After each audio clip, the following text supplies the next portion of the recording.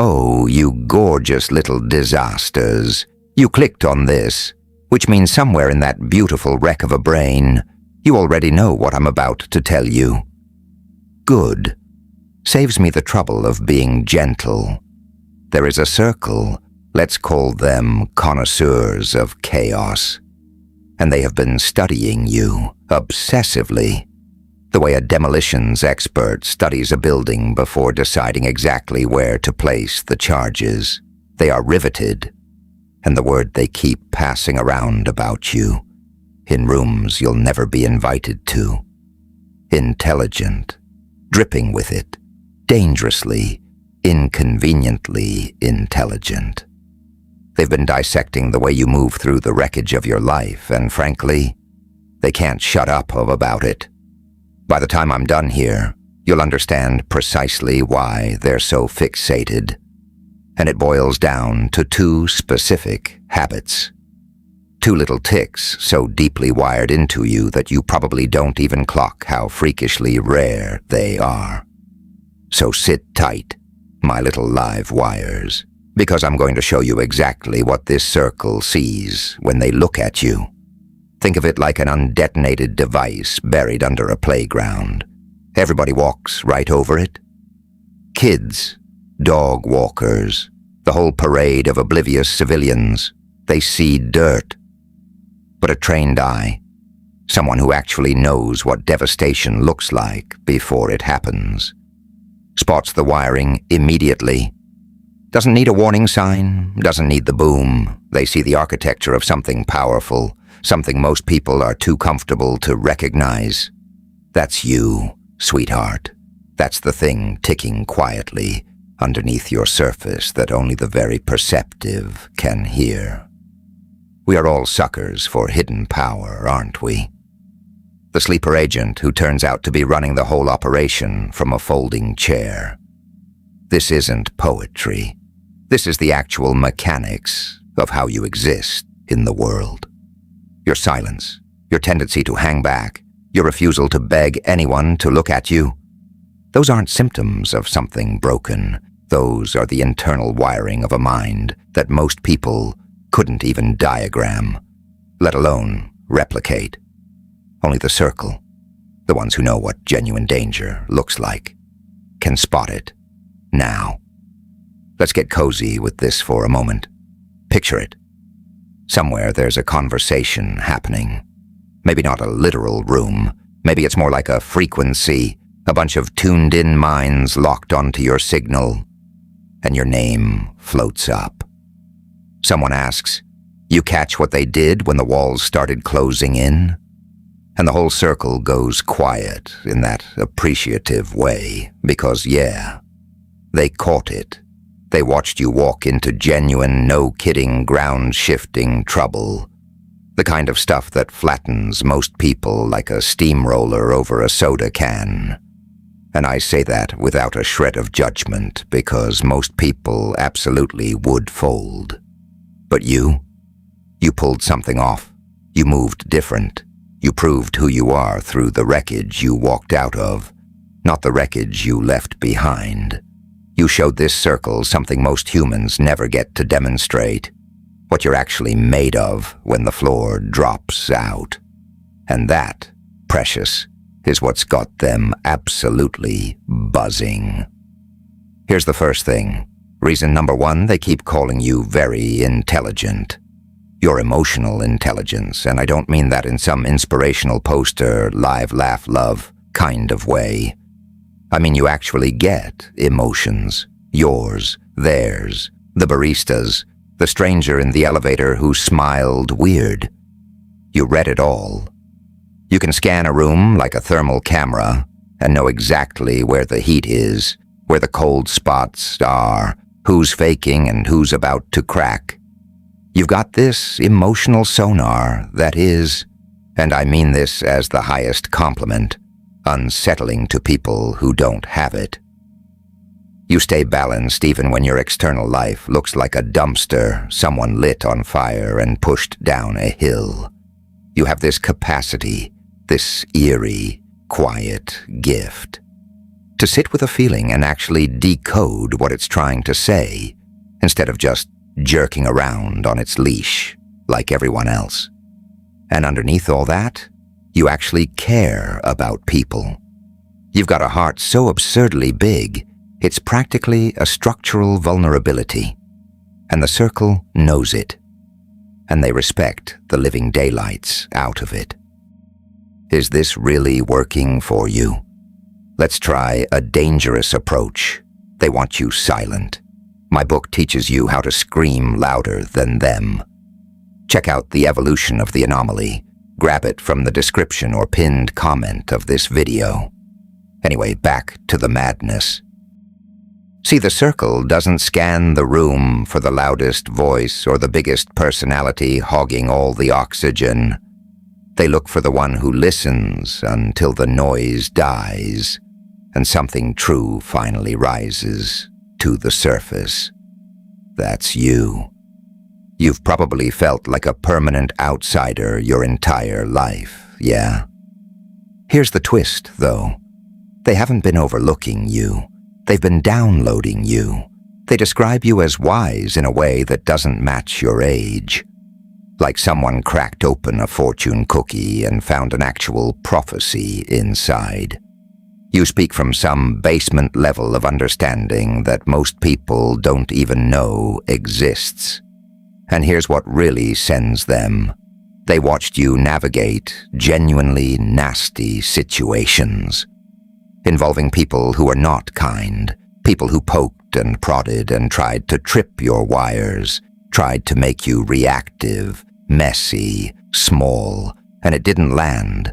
They swung, they missed, and the circle watched the whole sequence unfold like watching someone try to pickpocket a statue.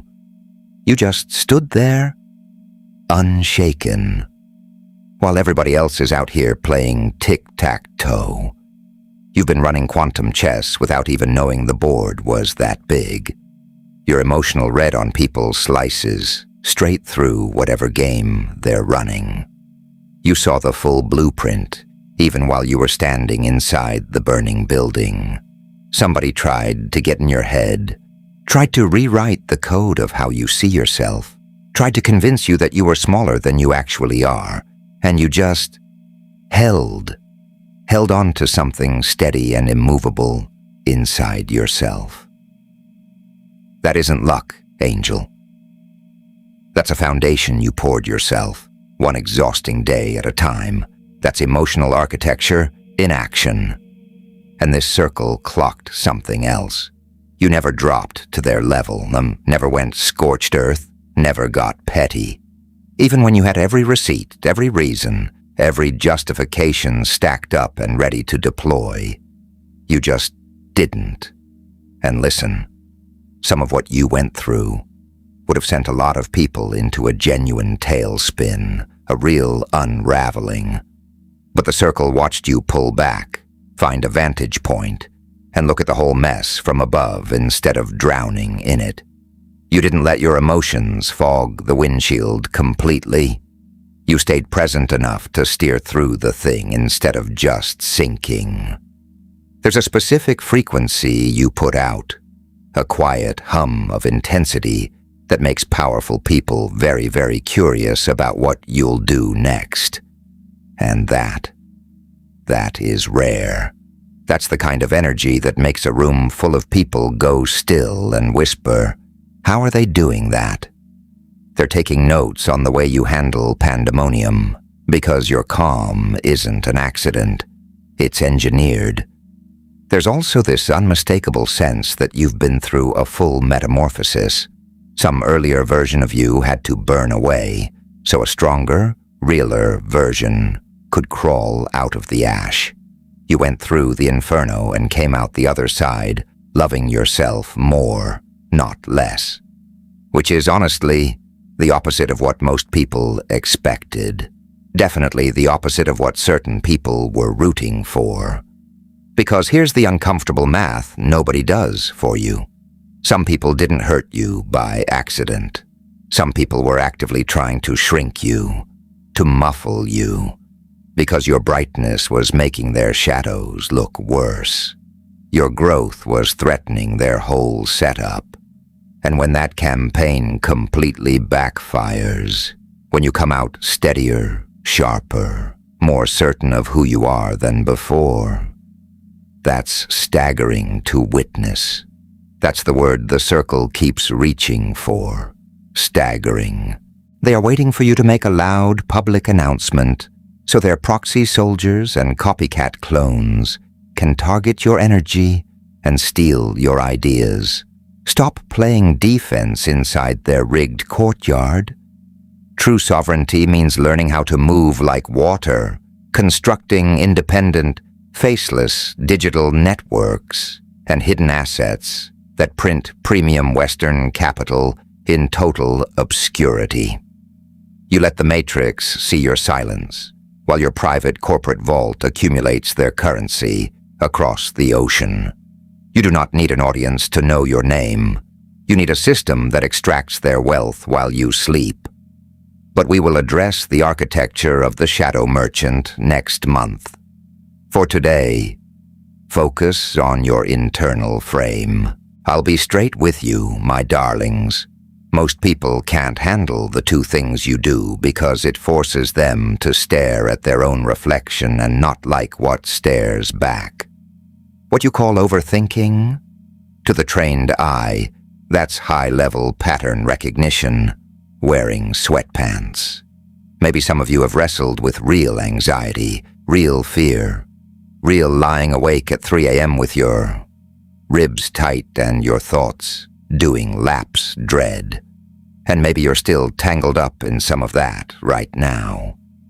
But even there, even in the thick of it, the Circle sees you reaching for your instincts, trying to claw your way to a higher vantage point instead of letting the fear swallow you whole. They see you as brave, as someone marching straight into the fog instead of turning around, coming out of the bunker, facing it. And if there's someone out there whose growth is knotted up with yours in some strange magnetic way, the Circle sees that too. Sees the two of you gravitating toward each other and healing in parallel, like your trajectories were always going to intersect at exactly the right second. Some of you listening are natural healers, and you didn't even apply for the job. You narrate your own healing in a way that gives other people a map for theirs, whether that's through what you say, what you post, or just how you show up for someone when they're at the bottom of the well. You could be, or already are, some kind of guide without a license plate or a name plate, and that's part of why the Circle respects you so fiercely. You took your damage and turned it into something functional instead of just dragging it around like a suitcase with a broken wheel. Now, here's the second thing. My brilliant little hazards. This is thing number 2, and it's the one that really locks it in for them. Because emotional intelligence alone, powerful stuff. But what has this Circle truly captivated is that you pair it with logical, street-smart, roll-up-your-sleeves intelligence. Let me break it down. You aren't just vibing in the emotional ether. You take action. You make grounded, sensible calls. You've got this freak combination where you can be deeply intuitive and deeply tuned in on one frequency and completely pragmatic and no-nonsense on the other. If you only had the intuitive side, people might write you off as a bit floaty, a bit untethered. But you're not. You take what your gut tells you, and you actually build something with it. You find real, workable fixes. You take the insight and you bolt it to your actual everyday 9-to-5 existence. That combination, feeling deeply and moving wisely, is precisely why they keep calling you very smart, not just very sensitive. You aren't hard to read. You're just written in a language most people haven't bothered to learn. Let me sketch this out so you can feel it, not just hear it. Think about a moment, a gathering, a dinner, A cluster of people talking. Where somebody landed a joke and the whole room erupted. That specific kind of eruption where it actually connected. And you had something too. Something sharper, something that would have hit harder, and you felt it building in real time. The timing, the trajectory, the exact syllables. Your body knew it before your conscious mind finished drafting the sentence. You opened your mouth, and then you closed it. You smiled instead. You let their moment stay theirs. You became the person who makes everyone else feel brilliant instead of the person who hijacks the spotlight. And here's where it gets interesting, because there was a part of you, quietly in the background, that knew exactly what you would have said, knew exactly how the room would have pivoted if you'd said it. That part of you could have owned the entire room without breaking a sweat. But you chose the smile. You chose small on purpose. And something closed softly inside you in that moment. Like a window shutting in a house nobody else can see. Nobody in that room registered what you gave up. They just saw someone kind, someone generous, laughing along at somebody else's punchline. And you walked away carrying two things at once, the relief of not risking it and the quiet ache underneath. The one you understood perfectly, but never once said out loud. And here's the part the circle really wants you to marinate in. That ache? That isn't weakness. That ache is evidence that there's a whole other version of you still in there, still breathing, just waiting for clearance to take up more room. Your clearance. You spent a long time making yourself easy to be around, easy to like, easy to share a room with, and that skill, that generosity, is real, and it counts. But somewhere underneath it, there's this other voice, the one that sounds like you but looser, less managed, less preoccupied with what detonates if you say the actual thing. And every time you feel that pull, Sunday mornings, quiet gaps, those 30 seconds before your waking mind boots up and starts running damage control. That isn't noise. That's the most alive version of you trying to get your attention.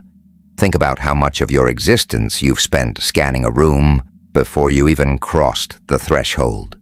Calculating what's safe to say, what's safe to want, what's safe to feel out loud.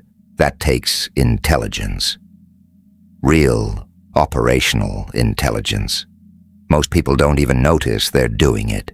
You do.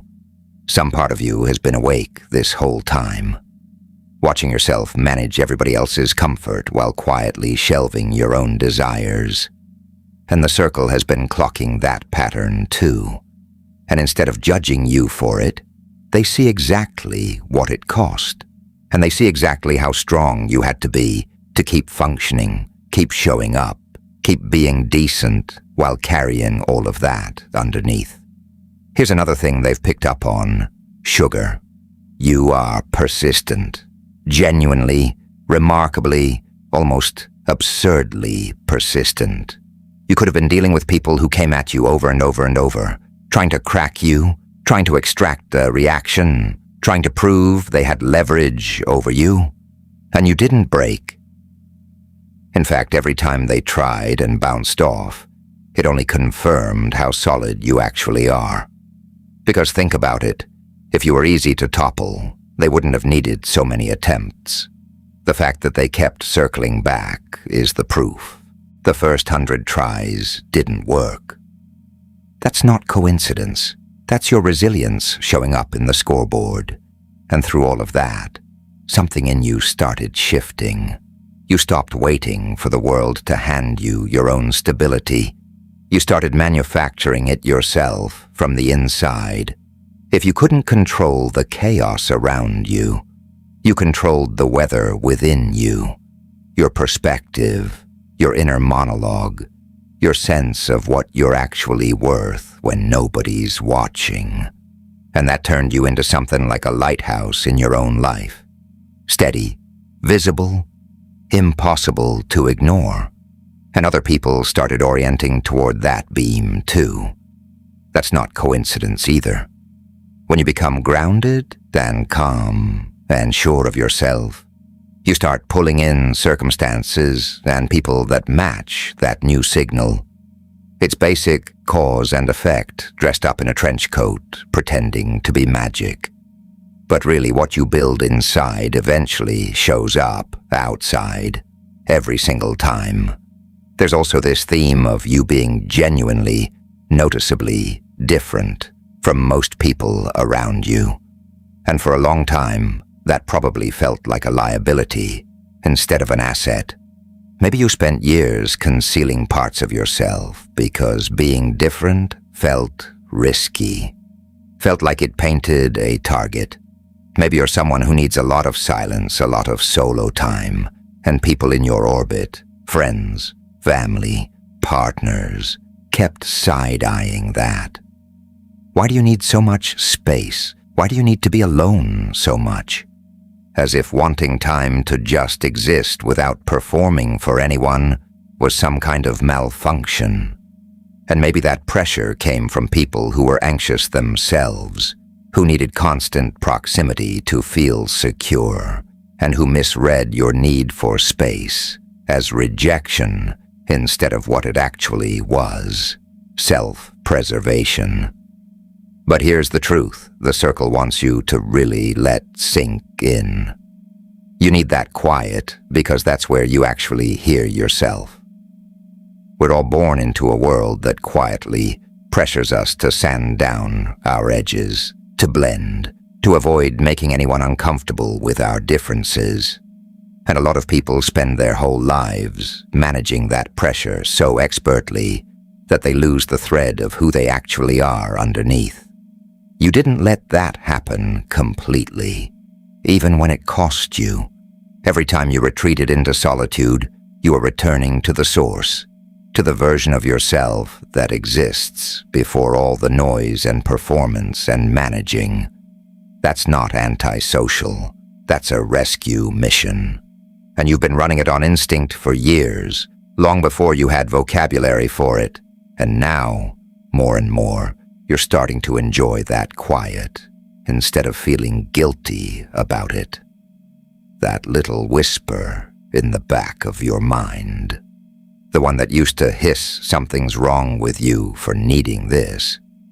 It's getting softer. You're starting to trust that your need for space isn't a defect. It's just your operating system. And building your life around your actual wiring instead of someone else's expectations is one of the sharpest moves a person can make. Something else the circle has noticed. You're becoming genuinely optimistic, and not in a naive, head-in-the-clouds way, in a hard-earned, scar tissue way. You've stared down worst-case scenarios at close range. You know what real fear tastes like. And still, you've found your way to a place where you wake up and choose to look for possibility instead of catastrophe.